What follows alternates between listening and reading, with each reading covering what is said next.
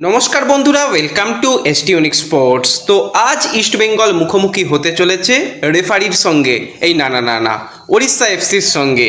আজ বড় ম্যাচে ওড়িশার মুখোমুখি হবে ইস্টবেঙ্গল। তো দুটো দলের বেস্ট প্লেইং 11 কি হচ্ছে সেটা তোমাদের জানাবো। দুর্বল ওড়িশাকে কি হারিয়ে নতুন ইতিহাস তৈরি করতে পারবে ইস্টবেঙ্গল, সেই নিয়েও কথা বলবো। তো ইন্টারেস্টিং ভিডিও হবে, শুরু থেকে শেষ পর্যন্ত দেখো। ভিডিও ভালো লাগলে লাইক শেয়ার করে দিও, আর যারা চ্যানেলে প্রথমবারের জন্য এসেছো মনে করে চ্যানেলটাকে সাবস্ক্রাইব করে নিও, তাহলে প্রিয় দলের খেলার সমস্ত আপডেট তোমরা এখানে পেয়ে যাবে। তো চলো আর দেরি না করে ভিডিও শুরু করা যাক। তো আজ সন্ধ্যা 7:30 থেকে ইস্টবেঙ্গল কিন্তু মুখোমুখি হতে চলেছে ওড়িশা এফসির সঙ্গে। তো যারা যারা ভিডিও দেখছো স্কোর লাইন প্রেডিকশান একটি করেই করো, যে আজকের ম্যাচের রেজাল্ট কি হবে। যাদের স্কোর লাইন প্রেডিকশান মিলে যাবে তাদের নাম কিন্তু পরবর্তী সময় অবশ্যই শেয়ার করা হবে। তো লিগ টেবিলের 6 নম্বর এবং লিগ টেবিলের 13 নম্বর দলের মধ্যে খেলা। তো এই ম্যাচটা ইস্টবেঙ্গলের জন্য অতীব গুরুত্বপূর্ণ হতে চলেছে, কারণ উপরের দিকে উঠতে গেলে তো পয়েন্ট চাই। ইস্টবেঙ্গল 8 ম্যাচে 15 পয়েন্ট নিয়ে পয়েন্ট টেবিলের 6 নম্বরে রয়েছে। আজ পুরো 3টে পয়েন্ট এলে ইস্টবেঙ্গল 4 নম্বর পজিশানে পৌঁছে যাবে। বাকি দলেদের থেকে কিন্তু ম্যাচের সংখ্যা কম থাকবে। সেখানে মোহনবাগানের সঙ্গে সমসংখ্যক ম্যাচ খেলে কিন্তু ব্যবধান কমে আসবে, 2 পয়েন্টের ব্যবধান কমে আসবে। গোয়ার থেকে ম্যাচ কম খেলে সেখানে ব্যবধান মাত্র 1 পয়েন্টের থাকবে, বা মুম্বাই সিটি এফসির সঙ্গেও ব্যবধান 1 পয়েন্টে থাকবে কম ম্যাচ খেলে। তো সুবিধা ইস্টবেঙ্গলের রয়েছে, কিন্তু আজকের ম্যাচটা হতে চলেছে অত্যন্ত গুরুত্বপূর্ণ। কারণ আমরা জানি যে এই ওড়িশা এবং ইস্টবেঙ্গল যখন একে অপরের মুখোমুখি হয় সেখানে একটা আলাদাই ফুটবল আমরা দেখে এসেছি। শুধুমাত্র যদি আমরা আইএসএল এর কথা বলি, এখনও পর্যন্ত এই দুটো দল 10 বার মুখোমুখি হয়েছে। সেখানে কিন্তু 8 বার ম্যাচ জিতেছে ওড়িশা, ইস্টবেঙ্গল জিতেছে একটি বার, আর একটি মাত্র ম্যাচ ড্র হয়েছে। এবং আমাদের সবার মনে থাকবে ইস্টবেঙ্গলের সেই দীর্ঘ 12 বছরের ট্রফি খরা মিটেছিল এই ওড়িশাকে ওড়িশার ঘরের মাঠে হারিয়ে সুপার কাপ জয়ের মধ্যে দিয়ে। তো এই ম্যাচটা সবসময় একটা হাই ভোল্টেজ ম্যাচ হয়। এতদিন আমরা দেখতাম সেখানে Sergio Lobera versus Carles Cuadrat, বা সের্জিও লোবেরা ভার্সেস অস্কার বুজনের মধ্যে লড়াই। এবার লড়াইটা একটু অন্যরকম। টিজি পুরুষোত্তমের দল কিন্তু খুব একটা ছন্দে নেই। সেখানে ইস্টবেঙ্গল অন পেপার এগিয়ে, এবং ইস্টবেঙ্গল ভালো খেলছে, কিন্তু ইস্টবেঙ্গলের রিসেন্ট পারফরমেন্স অনেকটাই ভালো, কিন্তু তাদের উপর চাপ থাকবে যেটা ওড়িশার ওপর নেই। ওড়িশার ওপর তো কোনো চাপই নেই, তারা তাদের ফ্রি ফুটবলটা খেলতে পারবে, কিন্তু ইস্টবেঙ্গলকে তারা আটকানোর সমস্ত রকম পরিকল্পনা অবশ্যই করবে, যে ম্যাচ থেকে সর্বাধিক যাতে পয়েন্ট পাওয়া যায়। ওড়িশা এফসির একটাই লক্ষ্য থাকবে, যদি আজকের ম্যাচে তারা 3টে পয়েন্ট পায় তো ইস্টবেঙ্গল কিন্তু ওড়িশা কিন্তু 9 পয়েন্ট পেয়ে তারা কিন্তু 9 নম্বর পজিশান পর্যন্ত উঠে আসতে পারে। এবং যদি তারা একটা পয়েন্টও পায় সেক্ষেত্রেও তারা কিন্তু একটা ভালো জায়গায় থাকবে, কারণ মোহামেডান পরপর 3টে ম্যাচে 3টে পয়েন্ট এনেছে 1 পয়েন্ট করে। তো সেক্ষেত্রে মোহামেডান যদি ম্যাচ জিতে যায়, ওড়িশা কিন্তু সেক্ষেত্রে একদম নিচের দিকে নেমে যেতেও পারে। তো ওড়িশাও চাইবে সর্বাধিক ম্যাচ থেকে পয়েন্ট আনার। তো এই কারণেই কিন্তু ম্যাচটা গুরুত্বপূর্ণ হতে চলেছে। হ্যাঁ, ওড়িশা অন পেপার এগিয়ে, তাদের ফরেন প্লেয়ার বলতে শুধুমাত্র কার্লোস ডেলগাডো দলে রয়েছে। সেই জায়গায় ইস্টবেঙ্গলের কাছে 6 বিদেশি প্লেয়ার। হ্যাঁ, একজন বিদেশি প্লেয়ার সে সাসপেন্ড রয়েছে, সে খেলতে পারছে না। তাছাড়াও 5 জন বিদেশি প্লেয়ার এবং একজন বিদেশি প্লেয়ারের মধ্যে একটা অসম লড়াই ইন্ডিয়ান প্লেয়ারদের মধ্যে। সেখানে গিল বলো, আনোয়ার বলো, জিকসান বলো, এডমন্ড বলো, ন্যাশনাল টিমের প্রচুর প্লেয়ার রয়েছে তাদের কাছেও। ন্যাশনাল টিমের প্লেয়ার বলতে আমরিন্দার, রহিম আলীর মতন প্লেয়ার রয়েছে। তো সেক্ষেত্রে একটুখানি হলেও ওড়িশা পিছিয়ে থাকবে। তো ওড়িশার যদি আমরা আজকের ম্যাচের পরিকল্পনা নিয়ে কথা বলি, তো ওড়িশার খুব একটা কিছু চেঞ্জ তারা করতে চাইবে না এই ম্যাচে। অন্তত তাদের যেটা সেটেল প্লেইং 11 খেলাচ্ছে সেটাই খেলাবে।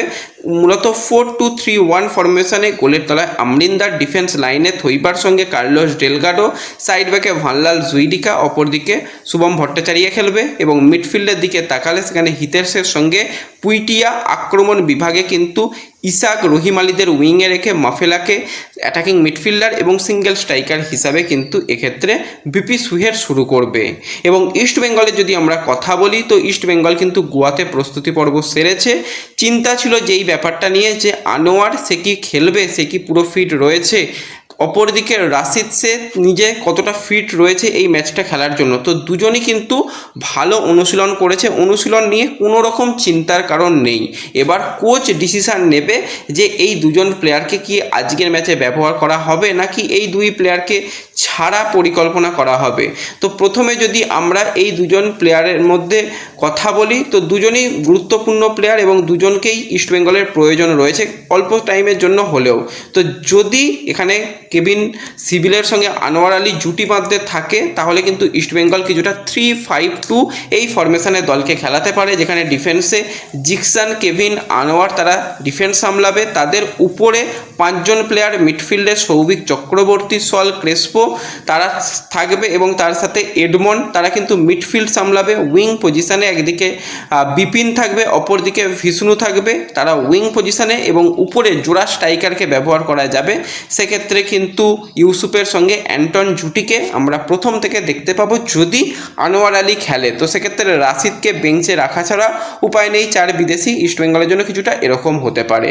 এবার যদি দেখা যায় যে আনোয়ারকে বা রাশিদকে দুজনকেই পাওয়া যাচ্ছে না, তো ইস্টবেঙ্গল সেক্ষেত্রে কিন্তু কিছুটা 4-4-2 ফরমেশনে তাদের দলকে খেলাতে পারে, যেখানে ডিফেন্স লাইনে কিন্তু জিকসান সিংয়ের সঙ্গে কেভিন সিভিলে তাদের সেন্টার ব্যাককে রেখে সাইড ব্যাকে একদিকে লালচুংডুঙ্গা, অপরদিকে রাকিব তাদের ব্যবহার করা। মিডফিল্ডে সেখানে এডমন্ড এবং বিপিন তাদের উইঙ্গার করে দিয়ে মিডফিল্ডে সেক্ষেত্রে সৌভিক চক্রবর্তী এবং সল ক্রেসপো, এবং আক্রমণ বিভাগে যদি জোড়া স্ট্রাইকারকে খেলাতে চায় সেক্ষেত্রে ইউসুফ এজেজারির সঙ্গে কিন্তু অ্যান্টনকে ব্যবহার করা যেতে পারে। বা এইখানে যদি দেখা যায় যে ইউসুফকে পরে আনা হচ্ছে তো সেক্ষেত্রে কিন্তু এডমন্ডকে প্রথম থেকে ব্যবহার করা হতে পারে। তো এটা কিন্তু ইস্টবেঙ্গলের জন্য আজকের ম্যাচের জন্য বেস্ট প্লেয়িং 11 হতে চলেছে। তো ম্যাচ জেতা ছাড়া উপায় নেই। ম্যাচ তোমরা টিভি থেকে সোনি 10-2 চ্যানেলে দেখতে পাবে, মোবাইলে জিও হটস্টার থেকে দেখতে পাবে। এছাড়া যদি সব কিছু ঠিকঠাক থাকে, আমরা যেরকম ম্যাচের দিন একসাথে ম্যাচ দেখি, তো ইচ্ছা রয়েছে যদি সব কিছু ঠিকঠাক থাকে একসাথে ম্যাচ দেখবো এবং সেখানে তোমাদের সমস্ত ব্যবস্থা হয়ে যাবে। আর যারা এখনও আমাদের সোশ্যাল মিডিয়া পেজে যুক্ত হওনি, ডেসক্রিপশন বক্সের লিঙ্ক থেকে হোয়াটসঅ্যাপ চ্যানেল, টেলিগ্রাম চ্যানেল এবং ফেসবুক পেজে জয়েন হয়ে যেও। সেখানে কিন্তু সমস্ত তোমরা লেটেস্ট আপডেট পেয়ে যাবে এবং সেখানে সমস্ত কিছুই কিন্তু খেলা দেখার ব্যবস্থা পেয়ে যাবে। তো এছাড়া যদি আমরা ইস্টবেঙ্গলের মহিলা দল নিয়ে কথা বলি, তো IWL চলছে, সেখানে কিন্তু সেকেন্ড ফেজ শুরু হলো এবং সেখানে প্রথম ম্যাচেই ঘরের মাঠে ইস্টবেঙ্গল কিন্তু একটা বড় জয় পেয়েছে। প্রথম ম্যাচেই তারা 3-1 গোলে হারিয়ে দিল এবং ডার্বি ম্যাচ জিতে নিল। শ্রীভূমির সঙ্গে খেলা ছিল, তো সেখানে কিন্তু আবারও সেই ফাজিলা প্রথম ম্যাচেই জ্বলে উঠল, প্রথম ম্যাচেই হ্যাটট্রিক করে ফেললো, মানে সেকেন্ড লেগের প্রথম ম্যাচের কথা বলছি। তো এই নিয়ে কিন্তু ইস্টবেঙ্গল টানা 7 ম্যাচে 7টা জয় পেল, যেটা কিন্তু IWL এর সবথেকে বড় রেকর্ড ইস্টবেঙ্গল ক্লাব করে ফেললো। এবং প্রত্যেকটা ম্যাচই চাইছে সেক্ষেত্রে ইস্টবেঙ্গলের কোচ যে অ্যান্থনি প্রত্যেকটা ম্যাচ জিতে এই বছরও back to back IWL champion হয়ে আরও একবার ইস্টবেঙ্গলকে এশিয়ার মঞ্চে নিয়ে যাওয়া। কারণ লাস্টবার এশিয়ার মঞ্চে ইস্টবেঙ্গল খুব একটা বেশি দাগ কাটতে পারেনি, এবারে কিন্তু তার থেকেও আরও দলকে শক্তিশালী করে আরও ভালো করার চেষ্টা করছে। তো ইস্টবেঙ্গল ঘরের মাঠে জিতেছে, এই জয়টা তোমরা কিভাবে দেখছো অবশ্যই কমেন্টে জানিও। ভিডিও ভালো লাগলে লাইক শেয়ার করে দিও, চ্যানেলে প্রথমবারের জন্য এলে সাবস্ক্রাইব করে নিও। দেখা হবে পরবর্তী ভিডিওতে, ধন্যবাদ।